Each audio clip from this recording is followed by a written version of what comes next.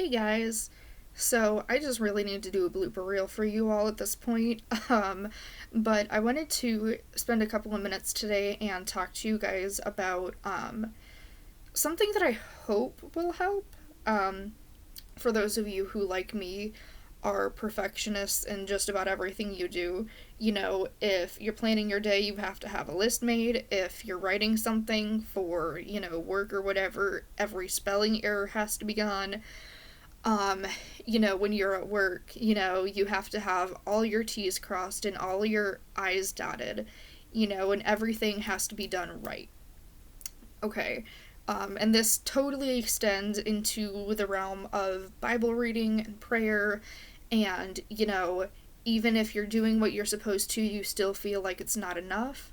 This video is for you guys because Lord knows that I have been dealing with all that since this quarantine stuff started, more than usual, because I feel like I should be out in the world trying to get Bible studies, trying to, pass out church cards, trying to make conversation, and it's just not happening.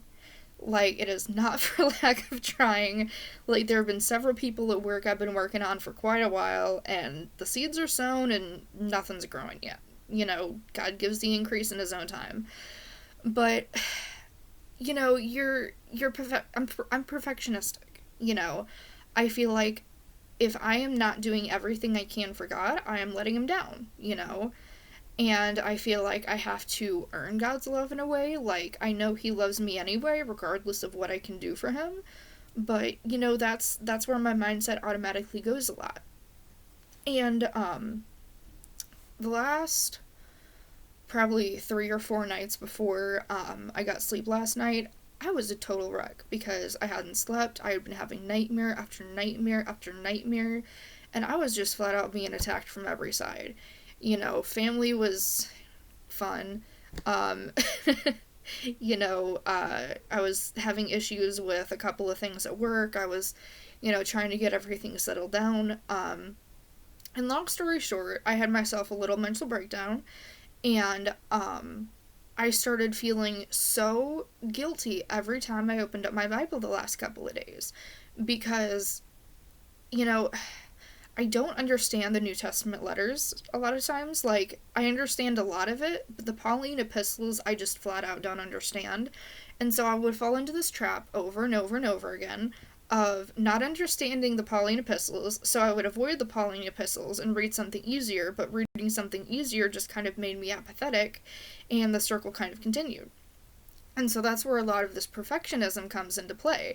I feel like, okay, I'm just reading the easy stuff. It doesn't even count. I'm not actually learning much that I haven't already learned before. I'm not really seeing much that I haven't already seen before.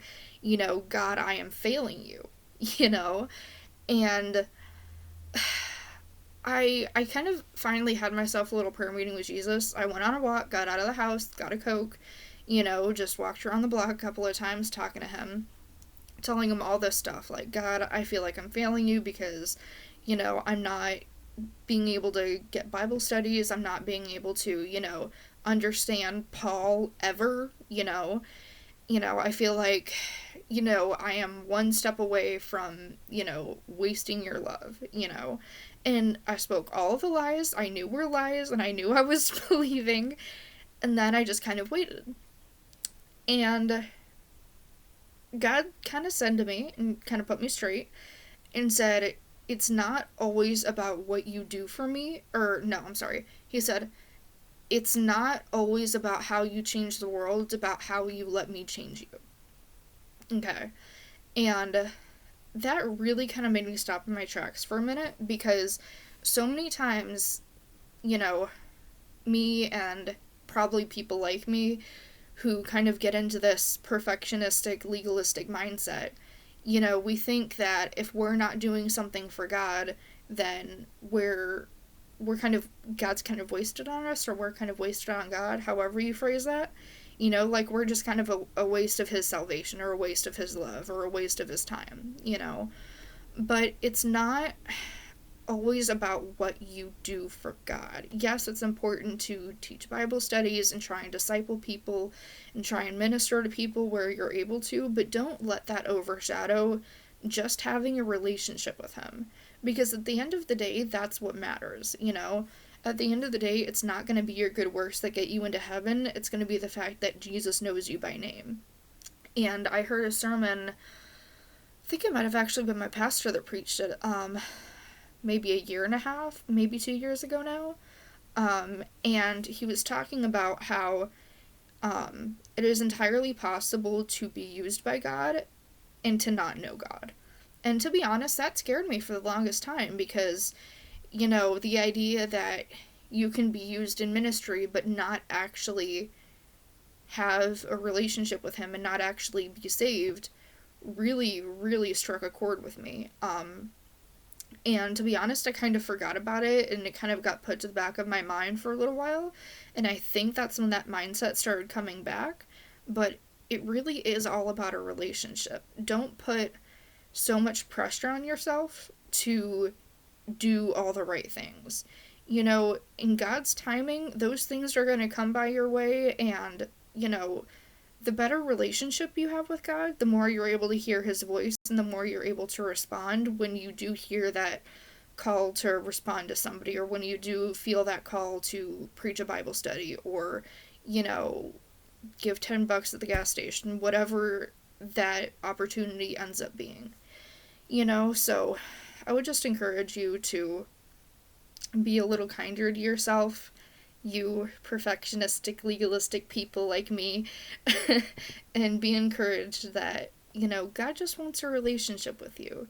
And, you know, when you're in a relationship with somebody, the only way you can be failing at a relationship is if you completely stop talking to them. If you completely stop doing things for them, if you completely stop, you know, interacting in every single area. And even then, the relationship isn't destroyed overnight. You have to ignore it completely for a long, long, long time for that relationship to, you know, deteriorate. So just be encouraged that, you know, even if you're not perfect in all things, even if you still mess up, even if you still have your days, you know, where you fall into that trap of, you know, I have to do everything right and I have to do these things for you, you know, it's okay. Just get back to the relationship. Just get back to talking to God. You know, those opportunities will come along, and when they do, they will definitely be good. Love you all.